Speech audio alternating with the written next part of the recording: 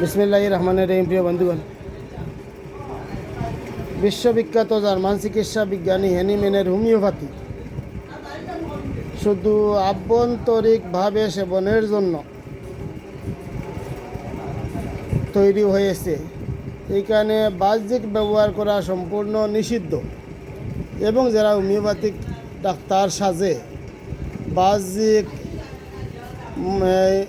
মলম বা কোনো মালিশ ব্যবহার করে তারা হোমিওপ্যাথির নামে দুকাবাজ।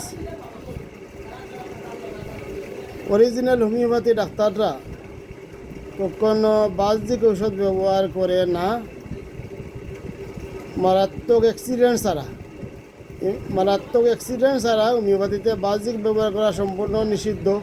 তো দেখি এক্ষেত্রে হেনিম্যান কী বলেছেন। হেনিম্যান তার অর্গান অফ মেডিসিনের 194 সূত্রে বলেছেন, বাহ্যিক প্রলেপ অনুচিত। স্থানীয় ব্যাধি তরুণ হোক আর চির হোক, কোনো অবস্থাতেই রোগগ্রস্ত অঙ্গের উপর বাহ্যিক ঔষধের মর্দন বা প্রলেপ দেওয়া উচিত নয়। ঔষধটি যদি সাদৃশ্য বিধান মতে আভ্যন্তরিক প্রয়োগের উপযুক্ত হয়, তথাপি আভ্যন্তরিক প্রয়োগের সাথে সাথে ফলপ্রদ হইবে ভাবিয়া ইয়ার বাহ্যিক প্রয়োগ করা উচিত নয়। প্রচণ্ড বাহ্যিক আঘাত হইতে উৎপন্ন না হইলে কোনো অঙ্গবিশেষের উপর প্রদাহ বিসর্প প্রভৃতি ফিরা বাহ্যিক হইলেও নিঃসন্দেহে আভ্যন্তরিক কারণ হইতে উৎপন্ন হইয়াছে। কাজেই এই প্রকার বাহ্যিক ও স্থানীয় ফিরা বাহ্য আভ্যন্তরিক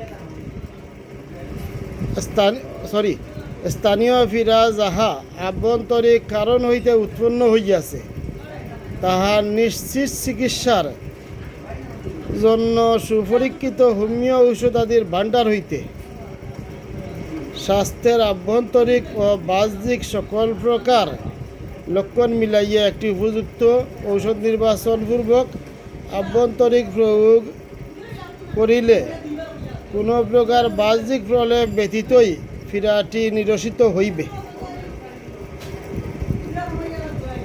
তো প্রিয় বন্ধুগণ, বিশ্ববিখ্যাত চিকিৎসা বিজ্ঞানী হেনিম্যান তার আজীবনের গবেষণা করে যেটা পেয়েছেন, যেটা আবিষ্কার করেছেন, সেটা আভ্যন্তরিক ঔষধের দ্বারাই রোগ চিকিৎসা। মারাত্মক অ্যাক্সিডেন্ট, ইমার্জেন্সি অ্যাক্সিডেন্টের ক্ষেত্র ব্যতীত অন্য কোনো ক্ষেত্রে বাহ্যিক ঔষধ ব্যবহার করতে হেনিম্যান সম্পূর্ণ নিষেধ করে গিয়েছেন। তো সবাই ভালো থাকেন।